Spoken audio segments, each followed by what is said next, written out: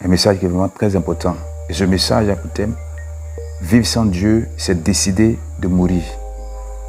Dans le livre de Genèse chapitre 1, Genèse chapitre 2 et Genèse chapitre 3, Dieu a tout disposé lors de la création pour un but bien précis. Il n'a rien fait sans programme. Il ne l'a pas non plus fait dans le hasard. Mais il a tout fait selon un plan, dans l'ordre, dans la précision. Et il l'a fait pour sa gloire.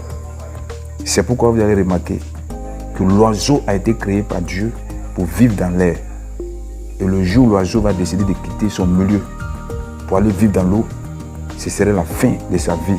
Parce qu'il n'a pas été fait pour vivre dans l'eau. Ça, c'est très important. Le poisson, lors de la création, quand Dieu l'a créé, Dieu lui a donné également un cadre de vie. Et son cadre de vie, c'est l'eau.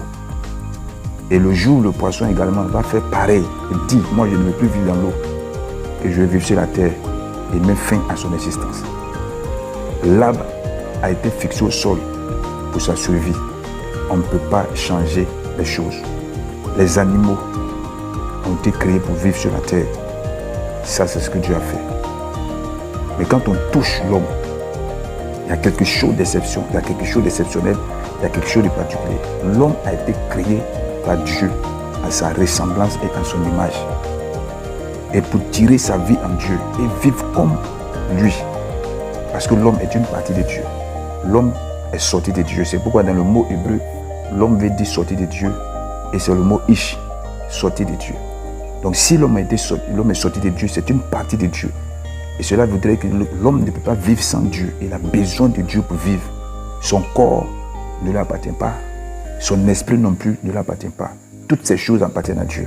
C'est pourquoi vivre sans Dieu, l'homme qui vit sans Dieu, il fabrique sa mort.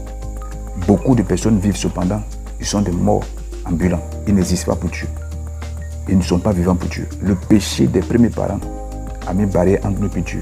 Nous éloignons de Dieu et de sa grâce. Mais Dieu, dans son amour, va quitter son trône et va descendre sur la terre dans la personne de Jésus pour mourir à la croix, pour nous reconnecter à lui, pour nous sauver de nos péchés. C'est pourquoi la résurrection et la mort de Jésus nous donnent droit à la présence de Dieu. Elle nous a réconciliés avec Dieu. Et à cause du sacrifice que Jésus a accompli à la croix, nous avons retrouvé la vie. Et c'est ça qui est important. Et si tu veux retrouver la vie, il est important que tu donnes ta vie à Jésus. C'est pourquoi dans Romains chapitre 5, verset 8, la Bible dit, mais Dieu prouve son amour envers nous, parce que lorsque nous étions encore des pécheurs, Christ est mort pour nous. Christ est mort pour nous. Dieu nous aime.